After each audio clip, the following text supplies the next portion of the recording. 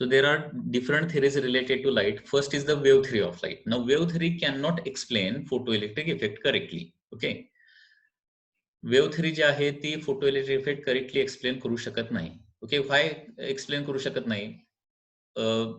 First reason is that according to wave theory, energy is continuously supplied in terms of the energy is continuously supplied by the source of radiation to the metal surface. Okay, wave theory में क्या होता है? Energy is continuously supplied by the source of radiation to the metal surface. So energy will be continuously absorbed by the metal surface. According to wave theory क्या हो जाएगा? Energy is continuously absorbed by the metal surface. Okay अगर energy continuously absorb होता है तो कभी तो energy electron का मोर देन वर्क फंक्शन हो जाएगा and electron can get emitted. ठीक है, तो एवरी फ्रीक्वेंसी को क्या होना चाहिए? फ्रीक्वेंसी कितनी भी रहने दो, आफ्टर सम टाइम क्या होना चाहिए? Electron should be emitted from the metal surface. So according to wave theory हमने थिंक किया तो क्या होता है, ऐसा मिनिमम थ्रेशोल्ड फ्रीक्वेंसी का ऐसा कुछ टर्म नहीं होना चाहिए. किसी भी फ्रीक्वेंसी का रेडिएशन इंसिडेंट करने के बाद मेटल सरफेस से इलेक्ट्रॉन इमिट होना चाहिए. सो फर्स्ट कैरेक्टरिस्टिक जो है वो क्या कर, अकॉर्डिंग टू वेव थ्योरी वो फर्स्ट कैरेक्टरिस्टिक क्या हो जाता है? फेल हो जाता है. ठीक है, सेकंड कैरेक्टरिस्टिक क्या है? It is a instantaneous process. But according to wave theory क्या होता है? Energy is transferred in the form of the waves. ठीक है, तो एनर्जी मेटल सरफेस को कंटिन्यूअसली सप्लाई की जाएगी. मेटल सरफेस क्या करेगा? एनर्जी कंटिन्यूअसली एब्सॉर्ब करेगा और एनर्जी कंटिन्यूअसली एब्सॉर्ब करके वर्क फंक्शन तक एनर्जी मिलने के लिए, वर्क फंक्शन तक एनर्जी मिलने के लिए क्या हो जाएगा? सर्टेन टाइम लगेगा. क्योंकि इलेक्ट्रॉन कब इमिट होता है? जब उसको वर्क फंक्शन जितनी एनर्जी मिलती है तभी इलेक्ट्रॉन इमिट होता है. ठीक है, मतलब according to wave theory energy is continuously supplied, that is energy is continuously absorb by the electron and जब इलेक्ट्रॉन की energy more than work function होगी तब इलेक्ट्रॉन इमिट होगा. मतलब कंटिन्यूअसली एनर्जी सप्लाई होगी, मतलब एब्सॉर्ब करने के लिए थोड़ा तो टाइम लगना चाहिए. मतलब रेडिएशन इंसिडेंट करने के बाद थोड़ी देर बाद ही इमिशन होना चाहिए, इंस्टेंटली इमिशन नहीं होना चाहिए according to wave theory. Okay, and third thing is that wave theory में क्या है? देखिए, इंटेंसिटी ज्यादा है तो एनर्जी ज्यादा है. ठीक है, सो इंटेंसिटी ज्यादा है तो रेडिएशन में एनर्जी ज्यादा होगी और रेडिएशन में एनर्जी ज्यादा होगी तो क्या होना चाहिए? इमिटेड इलेक्ट्रॉन का काइनेटिक एनर्जी ज्यादा होना चाहिए. लेकिन एक्सपेरिमेंटली ऐसा नहीं होता है. एक्सपेरिमेंटली क्या होता है? इंटेंसिटी कितना भी रहने दो, काइनेटिक एनर्जी तो उतना ही रहता है अगर फ्रीक्वेंसी कांस्टेंट है तो.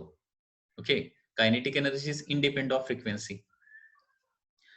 मतलब वेव थ्योरी क्या होता है? Wave theory fails to explain the characteristics of photoelectric effect. Okay, wave theory fails to explain characteristics of photoelectric effect. देखिए मैं इधर लिखता हूं, wave theory of light,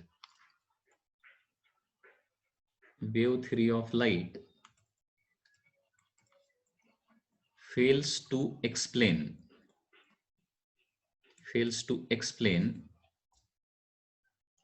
photoelectric effect. Okay, wave theory fails to explain wave theory of light.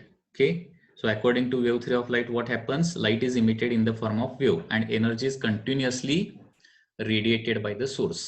Okay, wave theory of light fails to explain photoelectric effect. Okay, why? Point number one. Point number one is like this. According to wave theory, energy is continuously and slowly absorbed by the electron. Okay, and therefore to absorb the energy continuously and slowly and to make that energy more than work function, certain time is required. ठीक है, certain time लगेगा उसको, क्योंकि energy work function से, electron की energy जब work function इतनी होती है या फिर वर्क फंक्शन से ज्यादा होती है तभी इलेक्ट्रॉन क्या होता है? मेटल सरफेस से इमिट होता है. तो एनर्जी अगर हम कंटिन्यूअसली सप्लाई करते हैं थोड़ा थोड़ा अमाउंट में तो क्या हो जाएगा? वर्क फंक्शन जितनी एनर्जी कंज्यूम करने के लिए, एक्वायर करने के लिए थोड़ा सा टाइम इलेक्ट्रॉन को चाहिए. और जब इलेक्ट्रॉन की energy more than work function होगी तभी इलेक्ट्रॉन बाहर इमिट होगा. So according to wave theory क्या होना चाहिए, अकॉर्डिंग टू वेव थ्योरी क्या होना चाहिए, रेडिएशन इंसिडेंट करने के बाद थोड़ी देर बाद इलेक्ट्रॉन को क्या होना चाहिए, इमिट होना चाहिए, अकॉर्डिंग टू वेव थ्योरी. लेकिन एक्चुअली एक्सपेरिमेंटली नहीं ऐसा होता है. जिस मोमेंट पे रेडिएशन हम इंसिडेंट करते हैं उसी मोमेंट पे इलेक्ट्रॉन्स क्या होते हैं, इमिट होते हैं. So this is the first problem with the wave theory. Okay, wave theory का फर्स्ट प्रॉब्लम समझ में आया क्या? देखिए, according to wave theory energy is continuously supplied to the metal surface by the waves of the light. Okay, so energy is continuously supplied means to acquire energy by the electron up to the value of work function, certain time is required. So according to wave 3 there must be some time lag between incidence of radiation and emission of the electrons. some time lag उधर होना चाहिए.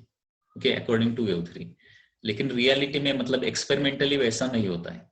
ठीक है, सो this is the first problem with the wave theory. Okay, यहाँ पे explanation में लिखता हूँ. देखिए एक्सप्लेनेशन कैसा आएगा.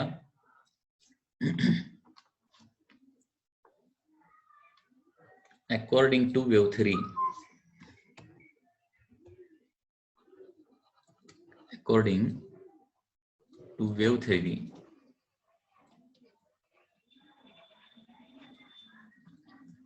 energy is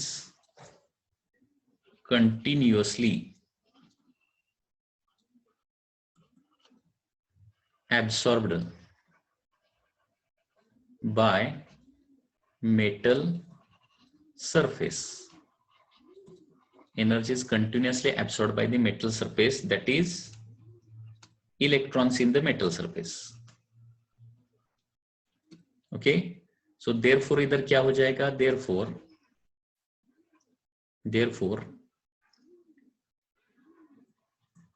electrons need certain time to get energy. so electron का हम स्लोली और कंटिन्यूअसली एनर्जी दे रहे हैं तो क्या हो जाएगा, इलेक्ट्रॉन को सर्टन टाइम लगेगा. किसके लिए टाइम लगेगा, therefore electron needs certain time to get energy equal to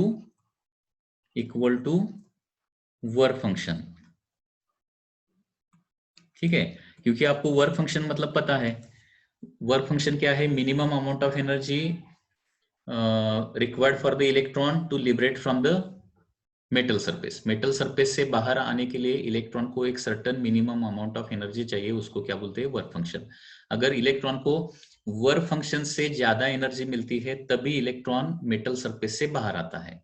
तो इलेक्ट्रॉन को एनर्जी किससे मिलने वाली है, वेव्स थ्रू मिलने वाली है. और वेव्स थ्रू एनर्जी कैसे मिलती है, कंटिन्यूअसली एनर्जी मिलती है. So therefore electrons need certain time to get energy that is equal to work function. And therefore क्या होना चाहिए, and therefore there should be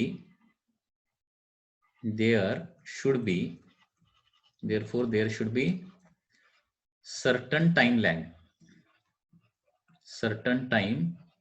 lag between incidence of radiation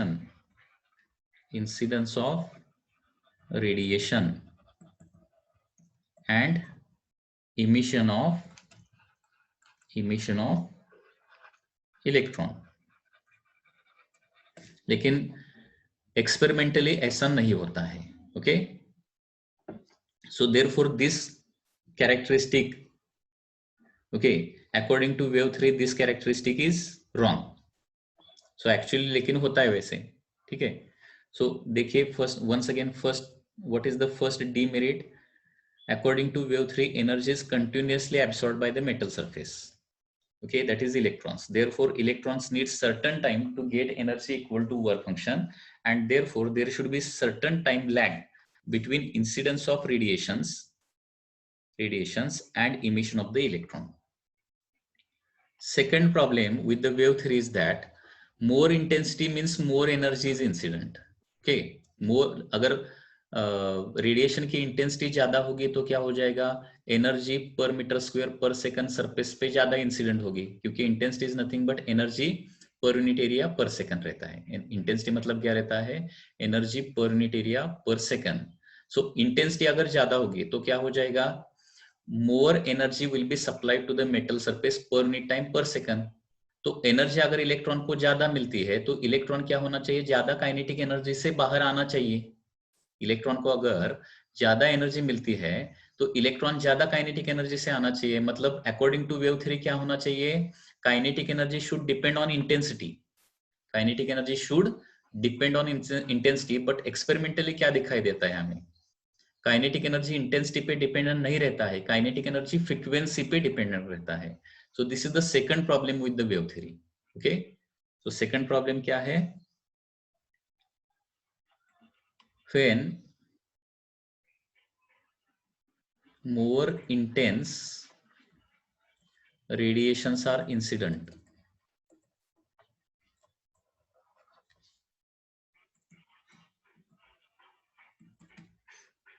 more energy should be acquired by electron, and it should emit with more kinetic energy. Okay, so according to wave theory क्या होना चाहिए, अगर intensity बढ़ती है तो kinetic energy बढ़नी चाहिए, क्योंकि more intensity means more energy according to wave theory. More intensity means more energy will be supplied to the electron. अभी मोर एनर्जी हमने सप्लाई किया इलेक्ट्रॉन को, तो बाहर निकलने के लिए हर इलेक्ट्रॉन को उतना ही एनर्जी लगेगा, और रिमेनिंग एनर्जी काइनेटिक एनर्जी में होना चाहिए। ठीक है, तो मोर इंटेंस रेडिएशन हमने डाला तो मोर काइनेटिक एनर्जी से इलेक्ट्रॉन बाहर निकलने चाहिए, मतलब kinetic energy should depends on the intensity. Okay, according to wave theory, kinetic energy should depend on intensity, but this is not actually observed. It should emit with more kinetic energy, that is according to wave theory. According to wave theory, kinetic energy depends on intensity. Okay, but actually it is not the case, and therefore wave theory fails to explain photoelectric effect. इसलिए photo electric effect जो है वो wave theory से हम explain नहीं कर सकते हैं। ठीक है, सो वेव थ्योरी का एक्सप्लेनेशन फर्स्ट ऑफ ऑल किसने दिया है, एक्सपेरिमेंटली ऐसा होता है हमें पता है, लेकिन वेव थ्योरी मतलब फोटो इलेक्ट्रिक इफेक्ट का बिहेवियर मतलब ऑब्जर्वेशन ऐसा क्यों होता है, ये फर्स्ट टाइम किसने एक्सप्लेन किया है, आइंस्टाइन ने। एंड उसके लिए आइंस्टाइन को क्या मिला है, नोबेल प्राइज मिला है।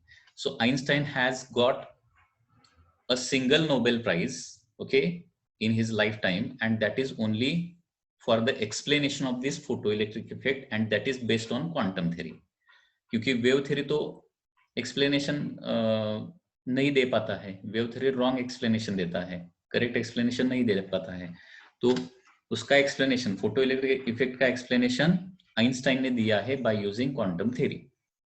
Okay, and for that Einstein got Nobel prize.